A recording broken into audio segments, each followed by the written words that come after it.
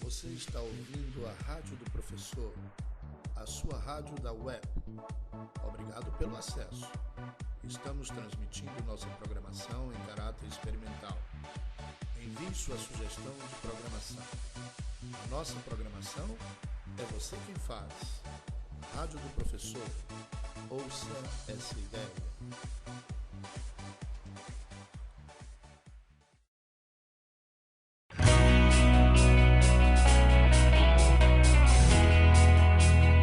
Puxa, vocês são mesmo fãs da Moranguinho, hein? E se vocês fossem do tamanho dela? Ia ser incrível!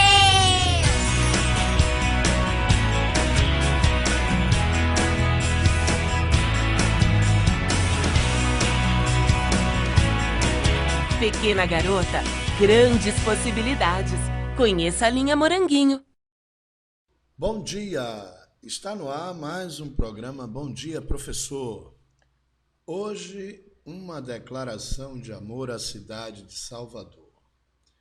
Nosso programa faz uma homenagem justa a essa cidade fantástica que tem assim dimensões cosmopolita e que recebe gente de todos os lugares do mundo de uma forma ímpar que só Salvador sabe fazer, só o soteropolitano sabe fazer. No nosso programa de hoje, nós teremos o professor Rômulo Teixeira, que é professor de História e licenciado em História Social e Cultura Afro-Brasileira. Nós estivemos com ele lá no Instituto Histórico Geográfico da Bahia e levamos um bate-papo muito interessante sobre a cidade de Salvador. Estamos dedicando hoje o programa ao aniversário da cidade de Salvador, que foi na última sexta-feira, e como apaixonado que somos por essa cidade, onde nascemos, não poderíamos deixar passar esse aniversário sem dedicar um programa à nossa cidade, à nossa querida Salvador.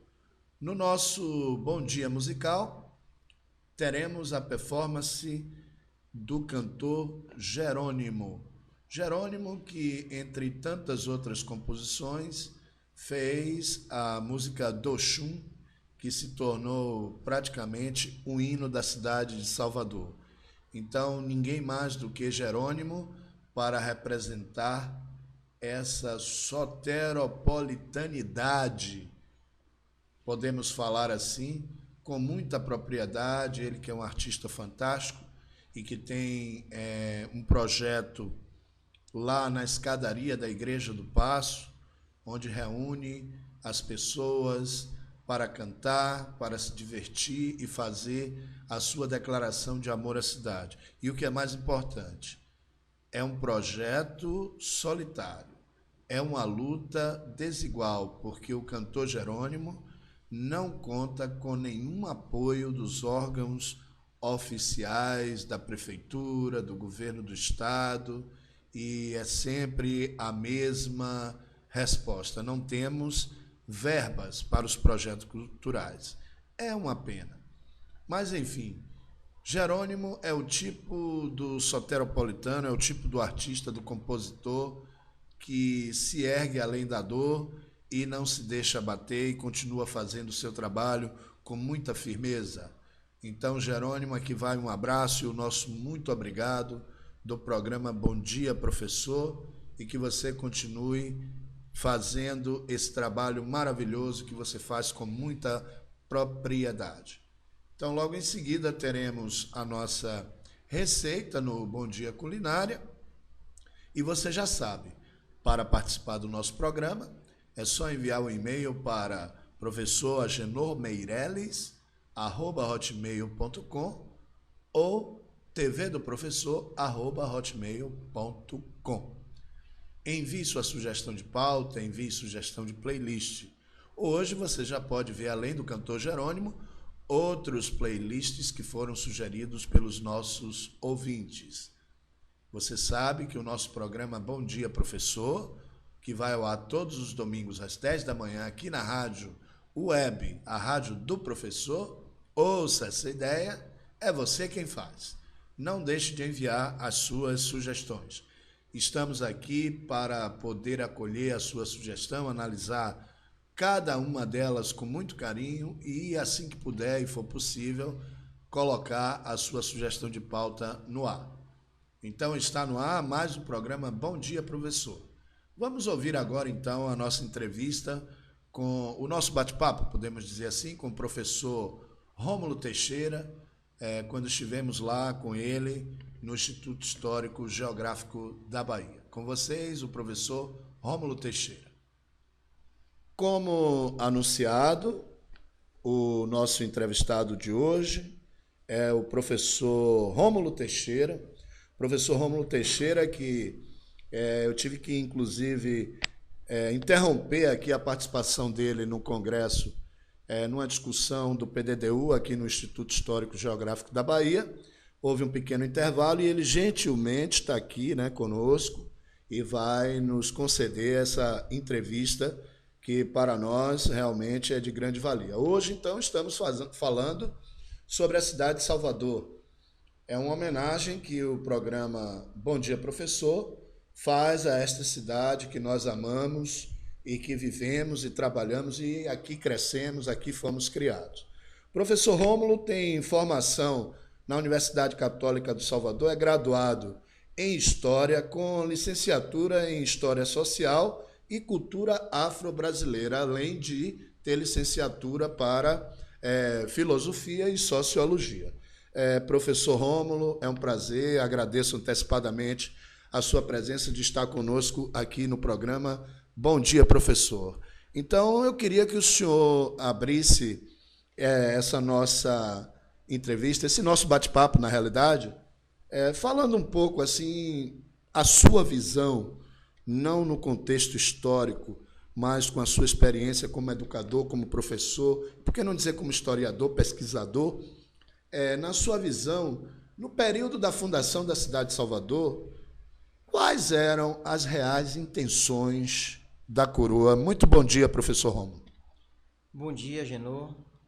Gostaria, primeiramente, de agradecer o convite para estar dando essa grande contribuição aqui, não é? Para falar um pouco da cidade de Salvador, essa cidade linda e maravilhosa, a primeira capital desse país que nós gostamos muito e buscamos de todas as formas dar nossa contribuição. Na verdade, falar de Salvador é, primeiramente, falar da grande importância que essa cidade teve para, na verdade, a localização e o desenvolvimento econômico naquele período que era justamente o centro econômico e financeiro do mundo, que era Portugal, a Espanha, ou seja, a Europa. Nós temos que, para que nós possamos entender a fundação da cidade de Salvador, é preciso de antemão que a gente possa entender, ter uma visão macroeconômica da situação. Nós temos que perceber que o mercantilismo naquele momento era a grande doutrina econômica que prevalecia no mundo. E naquele momento, então, a colônia portuguesa passava por um momento crítico, pois, na verdade, estava sendo ameaçada de invasores como ingleses, franceses e holandeses, que começavam a despontar e se destacar no cenário internacional. E como, na verdade, Portugal já começava a, na verdade, ter altíssimos lucros com o investimento do açúcar nas suas ilhas de Madeira, Açores, caso do Cabo Verde, que são ilhas atlânticas que ficam ali próximos à costa litorânea da Europa, consequentemente, ele vê então no Brasil uma oportunidade, na verdade, de quê? De solidificar essa economia que já começava a encontrar, de alguma forma, o quê? Um ambiente adequado para o desenvolvimento dessa cultura. O açúcar tinha uma importância muito grande, não é à toa que era conhecido como ouro branco. Muitas princesas recebiam dotes de quilos de açúcar como garantia para o casamento. Então, consequentemente, Salvador não vai ser escolhida aleatoriamente. Algumas expedições vão ser enviadas anteriormente, como a de Martim Afonso de Souza, não é? Para fazer o reconhecimento do litoral, e percebeu-se que aqui havia uma baía. Não podemos deixar de mencionar que a Baía de Todos os Santos, não é? Ela é a maior baía navegável do mundo, só perdendo, na verdade, em termos de extensão, para a Baía de Hudson, no Canadá. Mas em termos de navegação, é a maior do Brasil. Consequentemente, aqui você tinha águas calmas, não é? E uma localização estratégica, pois, na verdade, Salvador está localizado justamente entre o norte e o sul do Brasil, que nós chamávamos, naquela época, dos limites da época do Brasil. Então, consequentemente, a gente tem que entender que Salvador começa, então, o quê? A ser pensada antes mesmo da sua fundação. Que maravilha! É realmente muito impressionante essa clareza que o senhor coloca para a gente, dessas questões intencionais da coroa, que na realidade era toda uma estratégia mercadológica, digamos assim.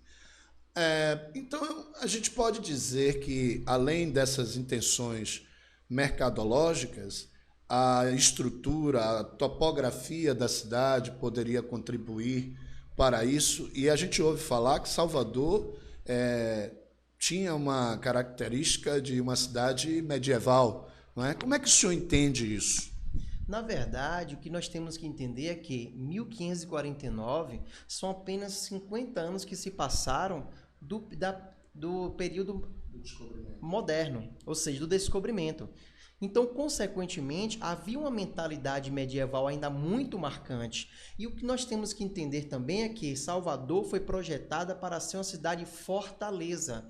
E nós sabemos muito bem que o período medieval foi o período onde havia toda uma tecnologia e uma arquitetura justamente para se construir cidades e fortalezas para se proteger de invasões. Então não é à toa que a Sé vai ser escolhida como para ser a sede administrativa. Ali nós temos o quê? Toda uma estrutura geológica preparada já naturalmente para isso. Nós temos, na verdade, um paredão de aproximadamente 70 metros de altura, que é justamente onde fica localizado hoje o elevador Lacerda, ligando a cidade alta à cidade baixa. E do outro lado, podemos dizer assim, na ala oeste, nós vamos ter o quê? A Barroca, que hoje é a Barroquinha. Mas a Barroca é o quê? É um grande barranco, que era de aproximadamente 30 metros de altura. Consequentemente, então, nós temos então um espaço protegido naturalmente, por obstáculos naturais. Nós vamos ter também um fosso, que justamente separava o que nós chamamos hoje de Praça Castro Alves da Avenida Carlos Gomes, da Avenida 7, que hoje nós temos, na verdade, ligando a ladeira da montanha, e do outro lado você vai ter, na ala norte, você vai ter então o quê? Você vai ter, na verdade, as limitações da Santa Casa de Misericórdia.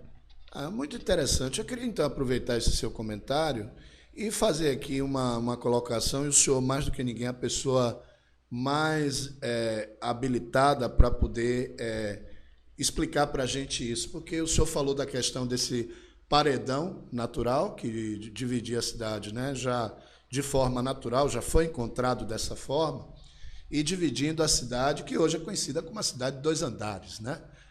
Tem o elevador Lacerda que liga a cidade alta com a cidade baixa. Eu costumo dizer que as pessoas entendem a cidade alta para delimitar o espaço das classes sociais mais abastadas e a cidade baixa das menos abastadas. Eu entendo que, na minha visão, né, de leigo, por assim dizer, embora a gente tenha trabalhado com turismo, eu entendo que cidade baixa, para mim, é toda aquela parte da cidade que está a nível do mar. E o que tiver acima do nível do mar poderia se chamar de cidade alta. Então, para mim, Itapuã é cidade baixa, não é? E vai você vindo de Itapuã até Santo Tomé de Paripe, costeando a orla de Salvador, vão ter trechos mais elevados, outros menos, mas a gente vai estar costeando ali. É assim que o senhor vê isso ou é só uma divisão social? Olha bem, foi muito interessante e pertinente essa sua colocação, até porque, assim, segundo um grande amigo meu, geógrafo, né, professor Cristiano, ele me deu uma explicação muito interessante, que ele diz o seguinte: não é o fato de estarmos na cidade alta que estamos acima do nível do mar, nem estarmos na cidade baixa que estamos no nível ou abaixo do nível do mar. Isso é apenas, na verdade, uma questão geológica, geográfica, né? Na verdade, o que a gente pode perceber é o seguinte: nas primeiras formações, nos primeiros limites do sítio histórico de Salvador, não havia bem essa diferenciação, até porque na parte baixa, porque o limite histórico do sítio histórico, na verdade, na parte baixa ficavam os comerciantes portugueses, que eram ricos comerciantes, onde nos seus estabelecimentos embaixo era o estabelecimento comercial e eles moravam na parte do primeiro andar ou nos fundos, que era uma coisa muito normal e natural para a época, tá? Hoje é visto isso como pessoas que são pequenos comerciantes que não tiveram muita prosperidade. Hoje há uma separação entre o espaço privado e o espaço comercial. Naquela época não havia essa diferenciação. Então, na verdade, a Cidade Alta foi escolhida assim, não por uma questão de privilégio, mas uma questão realmente de proteção. A parte administrativa, assim como na Grécia você tem a Acrópole, onde ficava todo o centro administrativo grego, ficava na parte alta, como uma parte o quê? Onde você poderia primeiro avistar o adversário, para que você pudesse se organizar militarmente e também com difícil acesso para uma suposta invasão, que foi o caso de Salvador, que foi uma cidade, na verdade, que foi projetada. Logo em seguida vem o chamado Forte do Mar, o Forte de São Marcelo. Aliás, Salvador também não é só conhecida como uma cidade das igrejas, como também a cidade dos fortes, porque ao longo do seu litoral várias fortificações foram construídas e muitas, infelizmente, por falta do descaso, da falta do interesse em si, na verdade, se manter a história, muitos fortes estão aí abandonados e alguns até desapareceram, tem apenas ruínas, mas podemos contar a história de Salvador também pelas suas fortificações. Então, Salvador ela vai ser projetada com essa finalidade. Ela nasce com a finalidade de transferir a administração portuguesa para a colônia, para facilitar a administração, e também o primeiro governador-geral, Tomé de Souza, tinha uma grande missão, que era consolidar a indústria açucareira, expandir e com isso também, na verdade, o quê? De certa forma, empurrar e exterminar as populações indígenas que, ao perceber qual era a verdadeira intenção dos portugueses, começaram ao quê? Devido ao seu conhecimento territorial, começaram a montar, na verdade, estratégias de resistência através de quê? Das invasões, queimadas de fazendas de cana-de-açúcar, e isso realmente estava criando um obstáculo. Como o açúcar já encontrava um preço altíssimo na Europa, Portugal, então, viu realmente que esse investimento em se montar uma sede administrativa aqui realmente era viável. E com isso, Tomé de Souza vem com essa missão. Não é à toa que Tomé de Souza, na verdade, doa uma sesmaria para o Francisco Garcia Dávila, que é uma sesmaria que começava em Itapuã e até, na verdade, Mata de São João, atual Mata de São João, que depois essa família vai estender suas terras até o Maranhão, é conhecida como os maiores latifundiários. Foi a família mais importante e poderosa nos primeiros 300 anos, na verdade, da história do Brasil e da Bahia, e que, na verdade, vão ser importantíssimos para a proteção, para a expansão e para a consolidação, não só da indústria açucareira, como também da extensão da criação do gado extensivo e do surgimento de vários municípios, como Pojuca, Serrinha, Mata de São João, Camaçari, Dias d'Ávila, que hoje são regiões metropolitanas ou importantes cidades do interior da Bahia. Então, consequentemente, a gente percebe aí como a cidade de Salvador, na verdade, ela foi extremamente pensada, arquitetada, segundo a visão medieval, sim, mas por uma questão estratégica e importantíssima para a consolidação, naquele momento, da colônia portuguesa. Que aula de história fantástica, viu, professor Rômulo? Mais uma vez eu quero realmente agradecer essa força que o senhor está dando aqui para abrilhantar mais o programa Bom Dia, Professor, e esclarecer assim, então, né, para os nossos ouvintes, toda esse conteúdo histórico sobre a nossa cidade. Tem pessoas que, inclusive, não sabem nem o porquê, né, do cidadão de Salvador ser chamado de soteropolitano, e que o senhor já vai esclarecer isso para a gente. Aí a gente percebe que, naquele período de 1624, foi um período das invasões.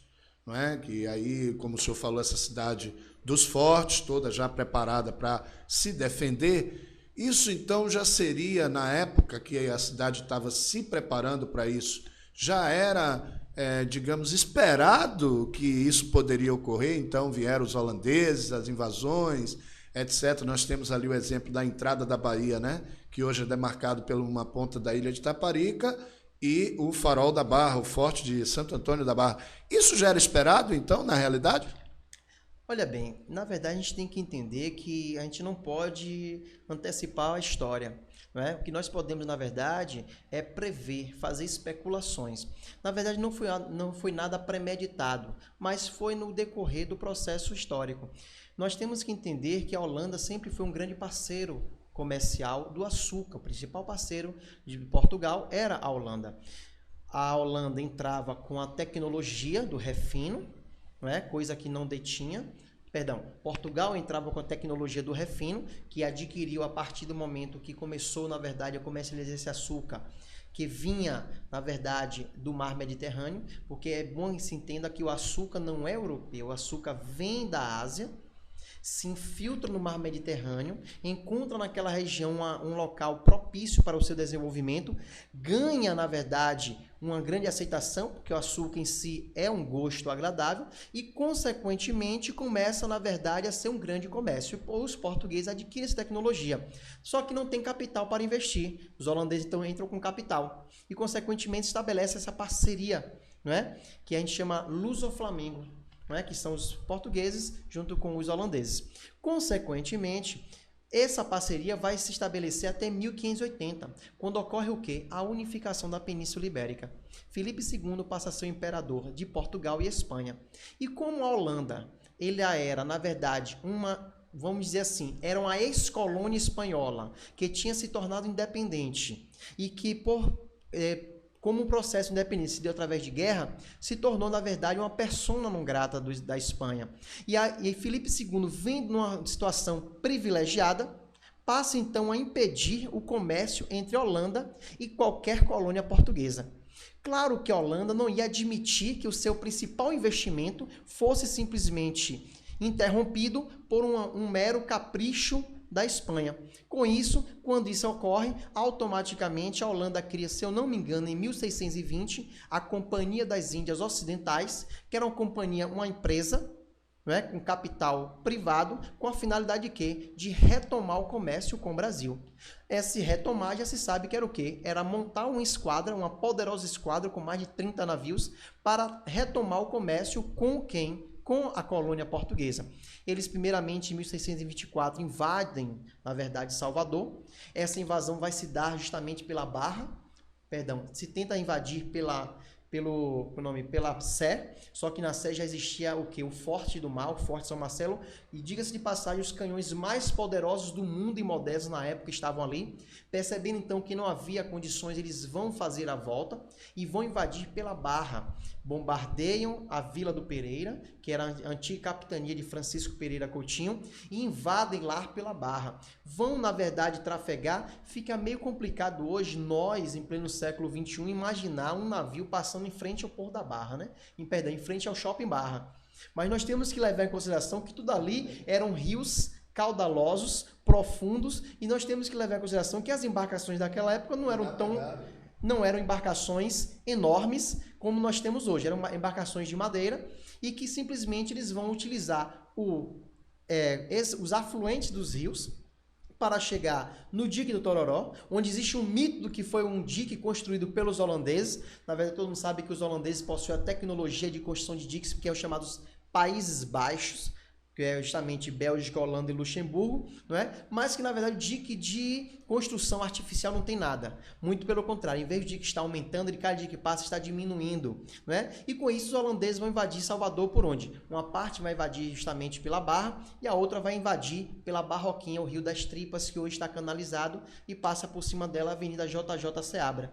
Não é? Onde é o Corpo de Bombeiro hoje, na verdade, era antigo matadouro municipal. E aquela ladeira não existia, ali era uma barroca, ali estava fora dos limites. Ali está fora dos limites da cidade de Salvador. Então eles invadem por ali, que ali na verdade era a freguesia de Nossa Senhora de Santana, onde tem a igreja de Nossa Senhora de Santana que foi recentemente restaurada, né? Fica ali próximo, ali no fundo do Fórum Rui Barbosa, e consequentemente os holandeses invadem.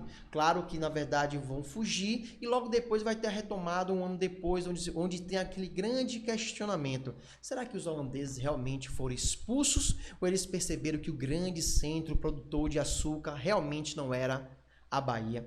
Por que esse questionamento? 5 anos depois, eles montam uma frota muito maior, invadem Pernambuco e ficam lá por 24 anos. Não é? Então, na verdade, é justamente isso que a gente tem que analisar. Eu acho que esse questionamento não é o que é o mais importante, e sim a gente entender a importância que o açúcar e essa cidade de Salvador tinha, na verdade, porque era o porto mais importante, era o único elo que existia entre a colônia portuguesa, o maior centro produtor de açúcar do planeta naquele momento, e o centro financeiro e econômico do mundo, que era a Europa. Muito bem, fantástico. Então, professor Rômulo, nós podemos dizer que toda essa questão mercadológica, ela vai ganhando um formato a partir do momento que a gente começa a ouvir essas suas colocações, né, que são preciosas, como já falei anteriormente, vai ganhando um formato completamente diferente das histórias que a gente tem escutado por aí, né? E aí eu queria, então, dizer assim, vamos viajar, avançar mais um pouco no tempo, e a partir aí do governo de J. Seabra, onde se questionou que ele tinha intenções em modernizar a cidade e saiu demolindo a antiga catedral, e se comenta muito que depois aproveitaram a porta dessa catedral e foi lá para onde era a sede da casa do Pereira Coutinho, que hoje é o Museu, né, de Arte da Bahia. Enfim, vamos viajar um pouco no tempo e chegar nesse período para que o senhor, então, faça as suas considerações, digamos, finais, porque isso é assunto para vários programas, com certeza. E um paralelo com a Salvador de hoje, que nós vemos hoje. E por que soteropolitano? Na verdade, o que a gente tem que começar a compreender é o seguinte: Salvador foi uma cidade muito bem projetada para as finalidades daquele momento. O que é que faltou, na verdade, para que Salvador continuasse sendo aquele grande, aquela opulência toda? Faltou, na verdade, projetos. Faltou, na verdade, os grandes líderes políticos dessa cidade, desse estado, na verdade, sentarem e construírem um grande projeto político-econômico para o desenvolvimento da cidade. JJ Seabra pensou a Salvador, só que pensou de forma imediatista. Nós sabemos que hoje podemos conciliar, não é, o moderno e o histórico, porque a história o acervo histórico, a sua manutenção, na verdade, é o que nós chamamos de turismo sustentável. Hoje o mundo viaja para a Itália para ver a história da Itália. Então, quanto mais se preserva a história, mais riqueza aquele país, aquele estado traz para a sua população. Salvador foi muito bem projetada. O que se faltou foi se pensar Salvador para os próximos 200 anos, os próximos 300 anos. Se nós pararmos um pouco para analisar, o JJ Seabra modernizou Salvador, mas ela modernizou em cima de ruínas do passado. E acabou, então, criando lacunas, criando, na verdade, vamos dizer assim, abismos históricos onde as gerações futuras ficaram com, vamos dizer assim, apagões históricos. E, consequentemente, você tem uma destruição do acervo histórico. Nós temos, então, que a Salvador de hoje, ela precisa ser realmente repensada, pensada com carinho pelas pessoas que realmente prezam. Eu não sou soteropolitano de nascimento, mas eu sou de coração. Gosto dessa cidade, é uma cidade prazerosa de se morar. Infelizmente, hoje está muito mal cuidada, mas é uma cidade onde, se você parar para analisar que o último homem a pensar Salvador foi Rômulo Almeida, onde ele pensou a Salvador para 50 anos. Em 50 ele projetou Mataripe, a Landulfo Alves, a usina, a refinaria. Em 60 ele colocou CIA, em Centro Industrial de Aratu. Em 70 ele criou o Polo Petroquímico em Camaçari. Se você parar para analisar, esses são ainda os principais tripés do desenvolvimento econômico da Salvador, da Bahia. Então temos que pensar como um Rômulo Almeida, continuar pensando, não é? Pensando na mobilidade urbana. Quando eu falo em mobilidade urbana, eu falo de algo muito mais profundo. Não estou falando apenas de trens, metrôs, ciclovias, rodovias. Eu estou falando dos muros invisíveis que existem em Salvador, como o indivíduo que mora no Curuzu poder transitar no Corredor da Vitória e o indivíduo do Corredor da Vitória da Barra poder transitar livremente pela Cidade Baixa. Existe, na verdade, uma segregação socioétnica na Salvador, que é muito nítida. Infelizmente, as pessoas ainda não conseguem enxergar por falta de informação e de conhecimento. Mas... O senhor está querendo dizer com isso, se no meu entendimento, se eu estiver errado, o senhor me corrija. O senhor está querendo, então, dizer que essas pessoas estão, digamos, fadadas, condenadas, entre aspas, a viverem ali nos seus redutos sem poder exercer a cidadania através da mobilidade, no direito do cidadão de ir e vir, é isso? Olha, Genô, eu sempre digo para as pessoas o seguinte: a grande conquista que o homem moderno teve foi justamente os direitos humanos e a Constituição. A Constituição nos dá o direito, mas o que nos garante o direito é o nosso exercício no dia a dia. Então, o que adianta me dar o direito de ir e vir se eu não tenho mobilidade urbana? Perfeito, professor Rômulo. Então, fazendo um parêntese aqui, certa feita eu vi a definição, já que o senhor falou que não é soteropolitano, e nós falamos aqui, e muito soteropolitano não sabe que o soter vem de soter, né, de Salvador, e politano, polis, de cidade. Então, soteropolitano, eu entendo, se eu estiver errado também me corrija, que é o cidadão da cidade de Salvador. Seria isso? Você até me fez essa pergunta, eu me passei, mas deixa eu te falar. Na verdade, quando a travessia do Atlântico era muito complicada, se perdia-se muitos navios, embarcações, algumas pessoas nem sobreviviam. Então, era uma despedida praticamente de alguém que provavelmente você não viria mais.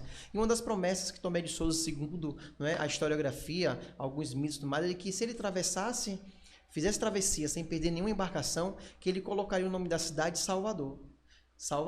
E o soterópolis é o homem do Salvador, ou seja, o homem da cidade de Salvador, do sotero, não é? Então é justamente isso que a gente tem que entender. Ah, eu sou salvadorense, né? Tem gente que fala que eu sou salvadorense, não é? É soteropolitano mesmo, sabe? Polis, cidade, sotero, Salvador.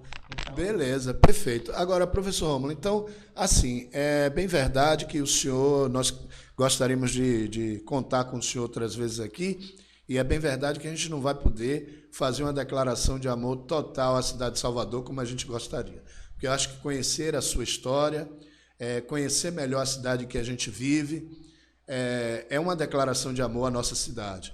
Então, o que é que o senhor diria hoje para esses cidadãos soteropolitanos e aqueles não soteropolitanos, mas que se sentem como tal, assim como o senhor e tantos outros, né?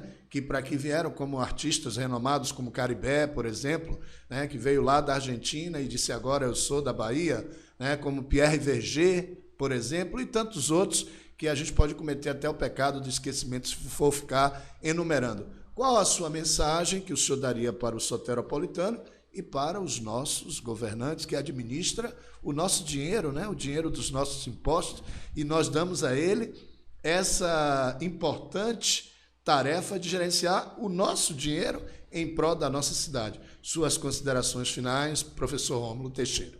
Bom, primeiramente, gostaria de agradecer realmente o convite que foi me dado, né, gentilmente por você, Agenor. Eu espero realmente que a gente possa estabelecer uma parceria aqui eterna, não é? Não temos tempo realmente de dar a nossa grande declaração de amor à cidade, mas eu queria dizer que eu quero contribuir muito para que, na verdade, esse projeto vá adiante. O que nós precisamos, o que soteropolitano, ou aquele que não só de nascimento, mas de coração como eu sou, precisa, na verdade, é conhecer a sua cidade, é conhecer a sua história. Porque o homem que não conhece a sua história está fadado a cometer sempre os mesmos erros. E os nossos políticos, que eles, na verdade, comecem a perceber que segurança pública, que mobilidade urbana não é comprar viaturas, nem é comprar, na verdade, qualificar a polícia, e sim é você começar a pensar a cidade para o seu cidadão. Não é a política, não somos nós que temos que estar para a política, é a política que tem que estar para nós. Não somos nós que temos que estar para a cidade, é a cidade que tem que estar para o cidadão. No dia que se pensar a cidade para o cidadão soteropolitano, o turista vem aqui com mais satisfação, porque o turista não vem aqui para, na verdade, pegar o metrô da Inglaterra. Ele vem aqui realmente para ver, pegar o elevador Lacerda, mas que esse elevador funcione, que não fique no meio do caminho, como o Plano Gonçalves, como o Plano do Pilar, como o Plano da Liberdade. É preciso que, na verdade, se dê valor às coisas da terra, não é? Como a sorveteria da Ribeira, como o famoso picolé da Capelinha, que infelizmente nós não valorizamos, mas que se pararmos um pouco para analisar, o estrangeiro quando chega aqui, o turista quando vem aqui, ele pergunta, eu quero ir na Ribeira, eu quero, que picolé gostoso é esse? Mas o que nós queremos é o quê? É que infelizmente santo de casa ainda não faz milagre. E nós temos que mudar essa mentalidade. No mais, realmente deixo aqui minha extrema satisfação de estar participando desse primeiro, que eu espero que seja de vários programas que nós estamos realizando. Maravilha, professor Rômulo. Nós é que agradecemos a sua presença aqui no programa Bom Dia, Professor, aqui na Rádio do Professor, que é a sua rádio, é a nossa rádio, e com certeza nós faremos outro convite para que o senhor retorne aqui para nos dar essa aula fantástica. Então, pessoal, esse foi o professor Rômulo Teixeira, aqui diretamente do Instituto Histórico Geográfico da Bahia, e nós estamos encerrando esse bloco com essa declaração de amor à cidade de Salvador. Nós vamos para um breve intervalo, mas não saia daí que a gente volta já já, hein? Fique aí que a gente está voltando daqui a pouco, hein?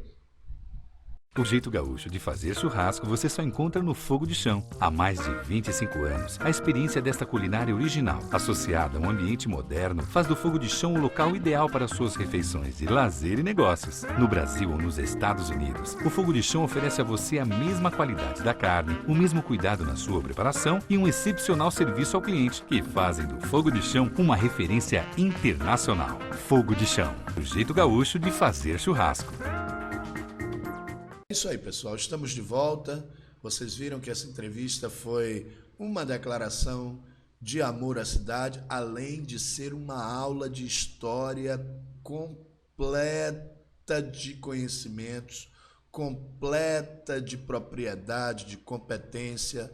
Professor Rômulo, que já se diz soteropolitano de coração. Muito obrigado, professor Rômulo, pela sua colaboração. No ar agora, a nossa vinheta para o nosso Bom Dia Musical. As melhores músicas na melhor web rádio da internet. Fique ligado e confira as novidades em primeira mão. No nosso Bom Dia Musical de hoje, temos uma entrevista com o cantor e compositor Jerônimo, e nós, como é de praxe, fazemos alguns recortes. Não exibimos na íntegra. Ouça aí, Jerônimo, no programa Bocão News.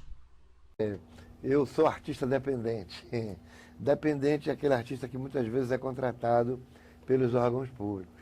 Eu acredito que eu deva saber, dentro dos próximos meses, né, que vai haver uma seleção, me parece. Eu espero estar nela, mandei o meu projeto.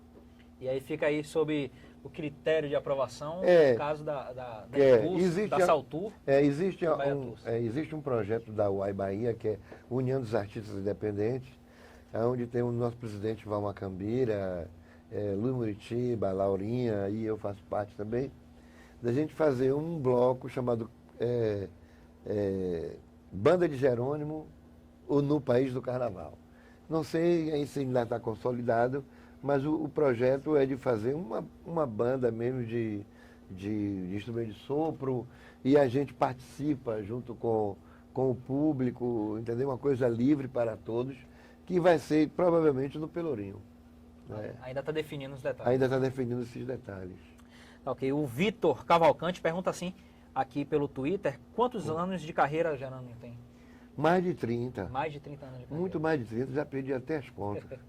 Eu sou da década de 80, da década de 90 e agora estou passando aqui pelo século XXI. Vamos ver o que é que acontece. já passou por muita coisa, já contribuiu bastante. Já. Contribuí, continuo contribuindo. Eu penso que a Bahia é um celeiro cultural, onde existem várias tendências artísticas, vários movimentos artísticos. E isso faz com que a terra da gente seja uma terra rica, né, de cultura. Certo, agora a gente falou há poucos instantes sobre o carnaval, sobre o seu carnaval. Mas eu queria saber, Jerônimo, no geral, o que é que está acontecendo com o carnaval de Salvador? parece que tá desvirtuado. Todo mundo fala isso, né? Eu penso que o Carnaval da Bahia vem sofrendo transformações ao longo dos anos, mas deveria haver uma intervenção assim de vamos desfazer tudo e fazer tudo de novo. Porque nada pode ser mais do que o Criador, que é Deus. Somos criaturas. Nós não inventamos nada, nós apenas copiamos ou imitamos o que o Criador faz. No caso do Carnaval, o que eu penso é que deveria haver uma espécie de reciclagem de tudo. Por exemplo, o que é que acontece nas saídas do circuito Armar ou do circuito Dodô? Deveria haver sorteio, entendeu? Por exemplo, sortear quem é que vai sair esse ano no horário tal. Sabe? Isso para todos, sem distinção. Porque o que acontece?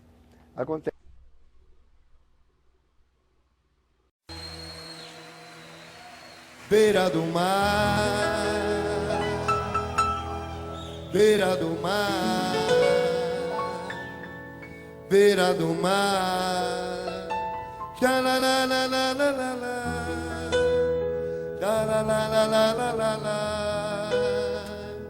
a cidade está de bode, só a lua cheia passeia, com flagra em uma das janelas do Pelourinho com o meu amor. Vou no Maciel, com seu brilho em meu olhar, e vi misérias com estes olhos, que um dia a terra há de comer. A polícia mete medo, terça-feira é dia de sambão. Alguém corre os botecos, eu já aceso quero o corpo em minhas mãos. Desço a ladeira da preguiça, fumando um cigarro só pra disfarçar. É que você está tão linda, eu não consigo mais parar de te olhar. Na praça da Piedade se encontram poetas, amor e flor. Depois das 22h30 é tão difícil um transporte em Salvador. Te compro uma rosa lá no Largo 2 de Junho,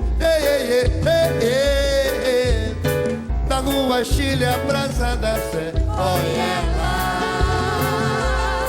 olha ela, beira do mar, beira do mar, beira do mar,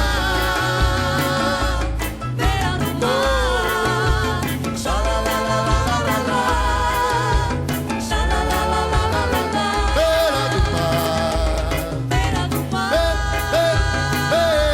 beira do mar,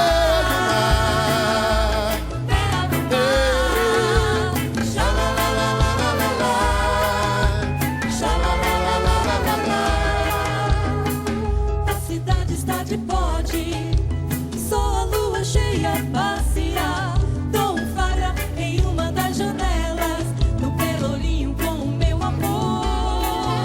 Vou no Maciel, com seu brilho em meu olhar, vivi misérias com estes olhos, e um dia a terra há de comer. A polícia mete medo, terça-feira é dia de sambão. Alguém corre os botecos, eu já aceso quero o corpo em minhas mãos. Desço a ladeira da preguiça, fumando um cigarro só pra disfarçar. É que você está tão linda, eu não consigo mais parar de te olhar. Na praça da Piedade se encontram poetas, amor e flor. Depois das 22h30 é tão difícil o transporte em Salvador. Te compro uma rosa lá no Largo 2 de Junho, da Rua Chile à Praça da Sé. Olha ela, olha ela, beira do mar, você.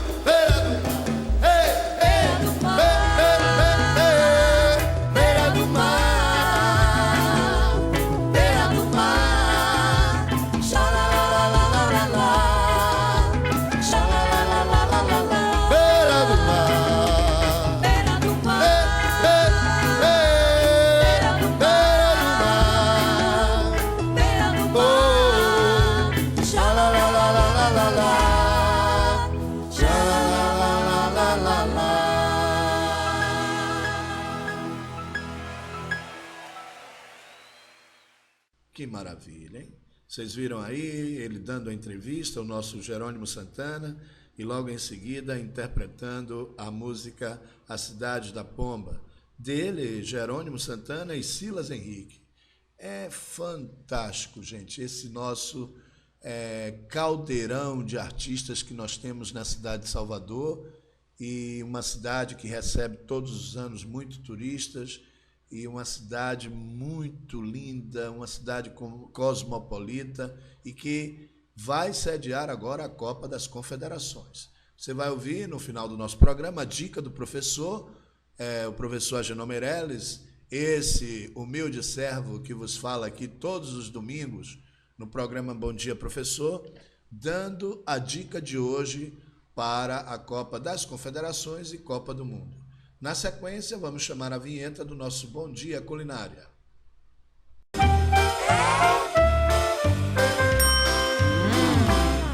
O segredo do bife.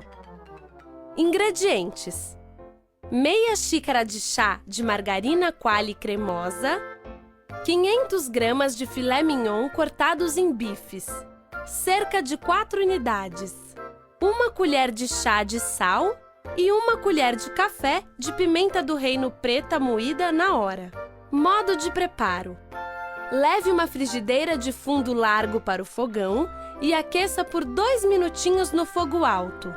Derreta metade da margarina, coloque 2 bifes e deixe fritar por 3 minutos, para que fique ao ponto. Não aperte os bifes contra a frigideira, para evitar que ressequem. Com a ajuda de um pegador, vire os bifes e tempere-os com o sal e pimenta do reino. Frite por mais 3 minutinhos desse lado. Retire-os da frigideira e reserve. Repita a mesma operação com os 2 bifes restantes e sirva-os com uma salada de alface, tomate, palmito e batatas coradas. O tempo de preparo é de 30 minutos e o rendimento, 4 porções. Estamos de volta. Aproveite e faça essa delícia de bife hoje, esse domingo maravilhoso, um domingo de Páscoa, que você está reunido com a sua família, e aproveite para se deliciar aí com essa nossa sugestão de hoje. Se você tem os seus princípios cristãos, religiosos, e não costumam comer carne no dia de Páscoa, nós respeitamos. É que nós não temos assim nenhuma tendência doutrinal. As nossas sugestões independem dos princípios religiosos de cada um. Mas está aí uma sugestão, e se você realmente aprecia uma boa carne, uma boa receita, faça essa delícia hoje para degustar com a sua família. Vamos agora à dica do professor Agenor Meirelles.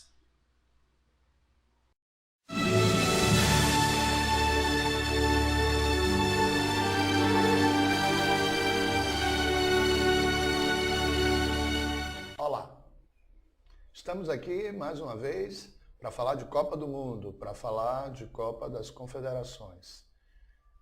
Hoje é muito importante a gente saber que o foco está cada vez mais acirrado neste evento mundial, e hoje vamos falar também de espanhol para a Copa do Mundo. Isso mesmo, espanhol para a Copa do Mundo. Temos a cultura de achar que pelo fato da língua portuguesa ser latina e ter alguma semelhança com o espanhol, falado na América do Sul e na Europa e no resto do mundo, que não é preciso se capacitar para esse idioma. Lê do engano. Temos muitos falsos cognatos nessa língua que nos dá a ideia de uma coisa sendo outra. Entre elas, algumas comuns, como, por exemplo, embaraçada, que parece uma palavra que causa embaraço e que, na realidade, quer dizer grávida, né? A gestante, quando uma mulher está grávida, em espanhol se diz está embaraçada. Venha se qualificar conosco, você já é nosso, digamos assim, telespectador através do vídeo da internet, de vários outros vídeos que nós temos divulgado, e temos mais esse curso que com certeza fará diferença para você que é o profissional liberal. Já falei aqui dos motoristas de táxi, da baiana, vendedora do acarajé e outros quitutes saborosos da nossa cidade. Você que é motorista de ônibus, o próprio guia de turismo, que não vá falar o portunhol, como é conhecido, né?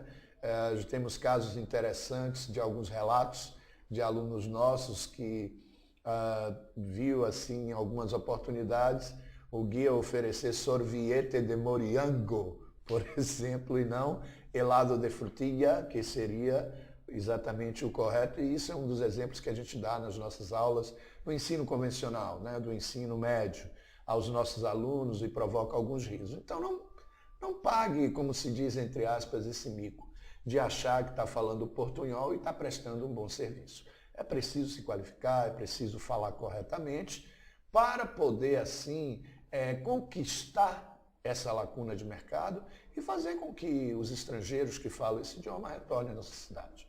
Bom, não perca tempo. Faça uma visita para a gente, eu estou aguardando você, estou ansioso para ir aí, na sua empresa, na sua casa, no escritório, aonde você agendar. Por enquanto é só, um abraço e até lá.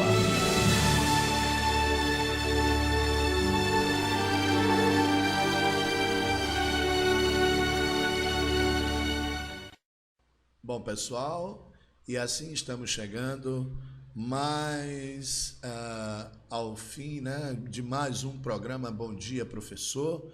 Eu espero que você tenha se divertido conosco, você que nos acompanha, você que nos envia e-mails. Eu, como sempre, agradeço a todas as pessoas que nos têm enviado e-mails carinhosos, de forma, assim, muito generosa e que tem nos ajudado muito. Faça sua crítica, dê sugestões, faça elogios, e você já sabe que para participar do nosso programa, você deve enviar o seu e-mail para professoragenomeireles@hotmail.com ou tvdoprofessor@hotmail.com. Gente, mais um programa que se foi nesse domingo de Páscoa. Desejamos a todos uma feliz Páscoa junto à sua família, junto aos seus parentes, as pessoas que você ama, que a harmonia da Páscoa venha abençoar e invadir o lar de vocês. Fiquem todos com Deus, um beijo muito grande e até o próximo domingo, se Deus quiser. Tchau, pessoal, até lá! Curso Sagrado, mensalidades a partir de R$ 90. Lembre-se, o seu futuro é sagrado. Curso Sagrado, Nazaré 3321-1000. Ei, vamos levar um papo cabeça. Quer cursar medicina? Direito? Engenharia? Psicologia? Então usa a cabeça. Cursinho fazia o seu pai. Faça cursão. Isso mesmo, cursão. Não confunda, o Cursão Contemporâneo tem a melhor equipe de professores. A melhor localização, organização, disciplina. Altos índices de aprovação na UFRN, os melhores isolados e agora a super turma medicina. Tá esperando o quê? Matricule-se já. Pode crer, tô dentro. Contemporâneo Vestibulares, o cursão que faz a sua cabeça. Você está ouvindo a Rádio do Professor, a sua rádio da web. Obrigado pelo acesso. Estamos transmitindo nossa programação em caráter experimental. Envie sua sugestão de programação. A nossa programação é você quem faz. Rádio do Professor. Ouça essa ideia.